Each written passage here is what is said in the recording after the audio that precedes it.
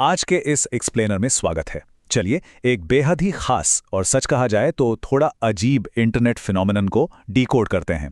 आज हम बात करने वाले हैं डिजिटल सटायर, यानी इंटरनेट पर होने वाले व्यंग्य और आजकल की राजनीति के बारे में। हम देखेंगे कि कैसे इंटरनेट की किसी कोने से शुरू हुआ एक छोटा सा मीम अचानक एक बड़ी राजनीतिक चर्चा का हिस्सा बन जाता है। तो शुरुआत करते हैं इस अजीबोगरीब नाम से जो ऑनलाइन काफी तेजी से घूम रहा है। अब सबसे बड़ा सवाल यही उठता है कि क्या सच में ऐसी कोई राजनीतिक पार्टी है या फिर ये बस इंटरनेट का एक और वायरल मजाक है। चलिए इसकी असलियत पता लगाते हैं। पहला हिस्सा, इस वायरल मीम का आखिर सच क्या है। अगर हम सारी अफवाहों और ऑनलाइन बहस को थोड़ी देर के लिए साइड में रख दें तो सच्चाई बिल्कुल साफ है। ये टर्म बस एक मीम निकनेम है।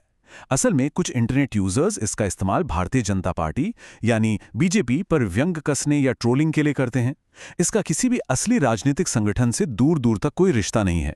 ये पूरी तरह से एक डिजिटल सटायर है जिसका एकलौता मकसद ऑनलाइन चर्चाओं में ध्यान खींचना और थोड़ा मजाकिया तड़का लगाना है।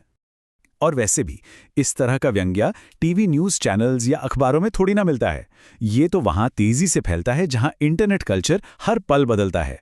ट्विटर के ट्रेंड्स देख लीजिए, इंस्टाग्राम रील्स, यूट्यूब के कमेंट सेक्शंस या फिर रेडिट के मीम बोर्ड्स।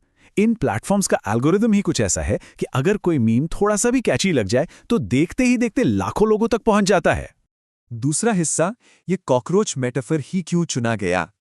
ये काफी दिलचस्प है क्योंकि यहां बायोलॉजी और पॉलिटिक्स को आपस में जोड़ दिया गया है। देखिए, साइंस कहती है कि कॉकरोच एक ऐसा जीव है जो किसी भी मुश्किल हालात में जिंदा रह सकता है। मीम बनाने वालों ने एक कीड़े के इस बायोलॉजिकल सर्वाइवल को उठाकर सीधे पॉलिटिकल सर्वाइवल से जोड़ दिया। उनका लॉजिक ये है कि जब कोई राजनीतिक पार्टी भारी आलोचनाओं और कड़े विरोध के बावजूद मजबूत बनी रहती है तो वो एक तरह का सर्वाइवल ही तो है। ये तुलना भले ही सुनने में अजीब लगे, पर यह दिखाती है कि मीम्स कितने जटिल राजनीतिक विचारों को कितने आसान और प्रतीकात्मक रूप में पेश कर देते हैं। तीसरा हिस्सा, मीम कल्चर और बदलती हुई राजनीति। आजकल राजनीति का तरीका बिल्कुल बदल चुका है। वो जमाना गया जब चुनावी प्रचार सिर्फ बड़ी बड़ी रैलीज और लंबे भाषणों तक सीमित था।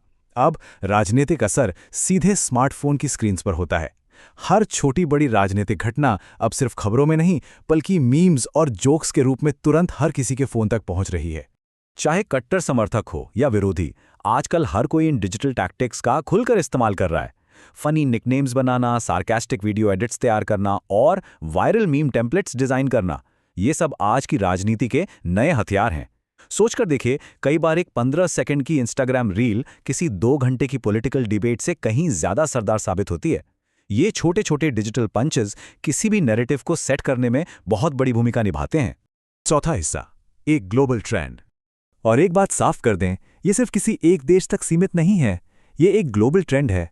अमेरिका के राष्ट्रपति चुनावों की मीम वॉर्स हों या यूनाइटेड किंगडम की संसद की मजाकिया क्लिप्स, नेताओं के लिए ऐसे आलोचनात्मक निकनेम्स हर जगह यूज होते हैं। सोशल मीडिया ने इस ट्रेंड को पूरी दुनिया में एक नई रफ्तार दे दी है। इंटरनेट की आखिर कोई सीमा थोड़ी होती है। एक देश का मीम फॉर्मेट चंद घंटों में दूसरे देश की पॉलिटिक्स में बिल्कुल परफेक्टली फिट हो जाता है। पांचवां हिस्सा है जनता की अलग अलग राय। अब आते हैं इस बात पर कि लोग इस पर क्या सोचते हैं। इंटरनेट इस पूरे मामले पर बिल्कुल बटा हुआ है। कुछ लोग इसे बस एक हार्मलेस और मजाकिया जोक मानते हैं जिसका मकसद सिर्फ हंसाना है। वहीं दूसरे लोगों के लिए ये एक बहुत ही वैलिड राजनीतिक आलोचना है, सत्ताधीशों से सवाल पूछने का एक नया तरीका। पर हाँ, एक तीसरा वर्ग भी है जिसे ये सब बहुत ही अपमानजनक और घटिया ट्रोलिंग लगती है। ये अलग अलग रिएक्शंस ही इस बात का सबूत हैं कि मीम सब सिर्फ मजाक नहीं रहे बल्कि मॉडर्न पॉलिटिक्स का एक बेहद असरदार हिस्सा बन चुके हैं। तो आखिर में ये सब एक बहुत ही गहरा सवाल छोड़ जाता है। क्या ये पॉलिटिकल मीम्स सच में सिर्फ टाइम पास और एंटरटेनमेंट है या फिर ये चुपचाप हमारी सोच और चुनाव के फैसलों को बदल रहे हैं। डिजिटल व्यंग्य की इस ताकत को समझना अब हम सब के लिए बेहद जरूरी हो गया है।